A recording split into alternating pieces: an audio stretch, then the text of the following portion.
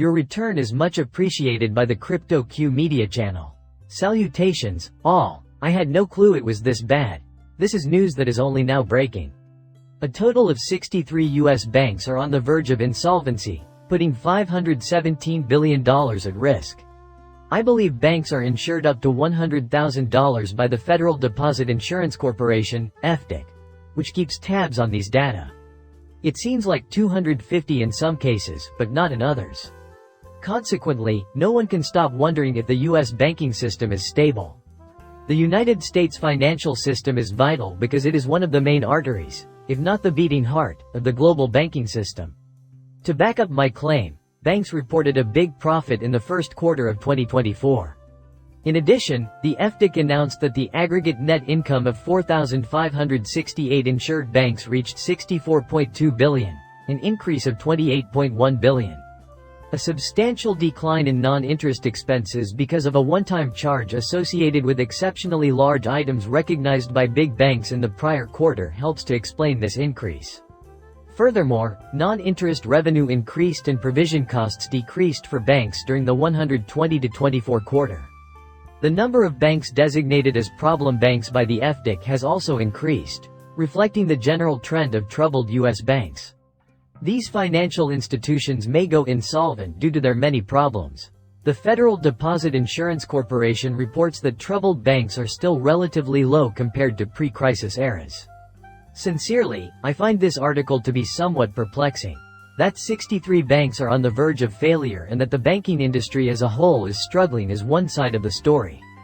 However, it does reassure readers that this is par for the course and that a paradigm shift in the financial sector is imminent.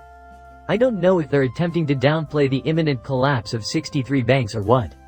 In addition, a lot of things will push it forward, sometimes gently and other times not at all. I am uncertain. At the moment, to be completely honest. Information is coming in from all directions from this ISIL goat. A comprehensive article outlining the potential demonetization of the petrodollar that may be imminent. Also, the demonetization of the petrocurrency is supposedly imminent. Included in the video's description is a link to this article that will provide you with a brief overview of where it all began. I strongly suggest reading it, even though I won't go into detail in this video. Here are some facts about petrodollars and their history and uses in case you were wondering. Reasons for its use. Historically, its political use and the reasons for its continued use. An incredibly in-depth essay that briefly discusses a few effects. But the point I was trying to make was that this is just another group of countries that get their energy from Russia. They list every excuse the US has for why Europe can't quickly cut off its gas supply from Russia. Here, a plethora of factors are relevant. The BRICS countries are involved in a lot of stuff, you know. The four major BRICS economies, Saudi Arabia, Russia, China, and India, were the original signatories to this petrodollar deal.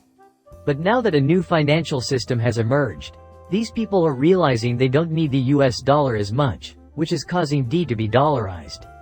In a multipolar world, the phrase, de-dollarization, refers to the tendency of certain countries to rely less on the US dollar for their international commerce and financial transactions. Most analyses of this phenomenon place it in the context of a multipolar world where major economies share influence, as opposed to the unipolar world that has prevailed for the previous 50 years. Key components of de-dollarization. We can now go on to discuss the following topics: dollarization, currency agreements, bilateral and barter trade, international monetary system reforms. Essentially, the Great Reset with DLT technology, alternative currencies, such as Russia's announced trading currency, regional financial institution development, gold, and digital currencies, such as Bitcoin. Even though they gloss over it, XRP is also quite important. Digital currencies and the DLT framework form the basis of this new monetary system, which is referred to as de-dollarization. Listen, the stars are aligning for a devaluation of the US dollar, which will allow other countries to compete on an equal basis. Indeed, while this is bad news for the United States, it is fantastic news for a huge number of other companies and nations. Another issue is that some nations, like Turkey, are showing interest in becoming members of the BRICS club. Countries in Asia, Africa, and the Middle East are increasingly applying to join the BRICS governments. I guess it's worth noting that Turkey is considering joining the BRICS. They're making a big splash in big parts of the globe. This issue will be discussed at the group's ministerial meeting in China. Originally, I thought it was going to be in Russia. The foreign minister reportedly made the statement during his visit to China, according to the forum. We would love to become a member of the BRICS group. What happens this year will determine whether or not Turkey is allowed to join the EU, as certain European nations are against it. Consequently, the Turkish government is looking at BRICS as an alternate platform for integration. You folks, now is the moment for strategic maneuvers. Did Turkey's decision to begin hoarding gold in March 2023 happen by chance? It was January 23, not 24, yet Turkey was still the world's biggest buyer of gold in January. Once upon a time, this nation's central bank bought more gold than any other in the world.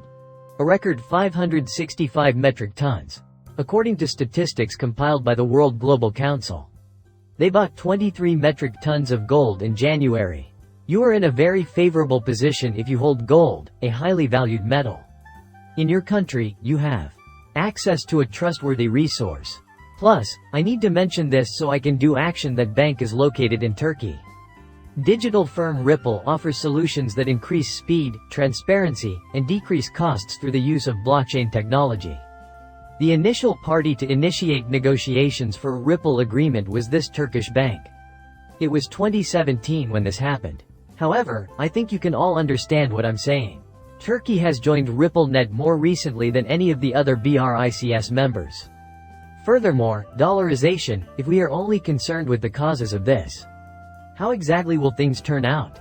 Well, aside from the United States, a few of the world's most powerful nations will construct their own systems of infrastructure and trade. This is an issue that Bank XRP is bringing up with the support of multinational technological infrastructure. Also, check out who's in first place. One of the first investors in Ripple was Standard Chartered back in 2016 when the company was in its early stages. Now that Standard Chartered Bank has completed its strategic investment in Ripple, they have both Zodiac custody and a stick, which they purchased in 2016. Their recent acquisition by Ripple's crypto storage network Medeco should be considered. It was in December of last year when that occurred. Here is what the current Standard Charter states about the resetting of globalization technology. So, what are your thoughts on the future of globalization? He claims that the title alludes to the act of resetting technology associated with globalization. He elaborates by saying that cross-border technological exchange is the engine behind informational transformation, which in turn brings about both opportunities and threats. Results from a poll of 3,000 influential people in the business world on digital asset use and decentralized finance back this argument. That particular subject will be the focus of our discussion. At the end of the film, I'll talk about a statistic that it gives. On top of that, I will address one additional point before the video ends. He claims that consumers can use digital assets and digital wallets to pay for things and even transfer ownership of things. Regardless of the controversy, they provide companies a new investment possibility, asset diversification, and payment settlement mechanism. They are also attempting to change policies, which is essential on a global basis, in order to set up the right incentives and safeguards. At this very moment. Additionally, chief executive officers and other senior executives are confident that cross-border data flows will assist their companies in navigating any challenges. Furthermore, I will soon share another data with you. Artificial intelligence plays a catalytic role in digitalization. Nearly everyone is now using at least one of these technologies. Legislators, businesses, and government agencies must work together to develop workable frameworks for discussing the impacts of climate change on humans and their habitats, which is becoming an increasingly pressing issue. We need to think about how to protect consumers' privacy and security in addition to the benefits and drawbacks of international transactions. Ensure the safety of the digital asset domain while letting ideas and information flow freely? There are a lot of choices for it. Something appeared on the screen, and I wanted to mention a few things while he was talking. Decentralized finance would lead to a more equitable financial system, says 84% of the people who took the survey. So, 84% of survey takers were in agreement. In terms of the real-world issues with money transfers, 60% think digital assets might be the answer.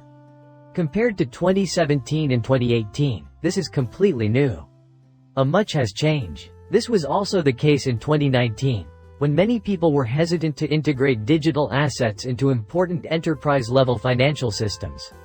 That brings the video to a close. It would mean a lot to me if you could subscribe and like my channel. Arriving soon, goodbye.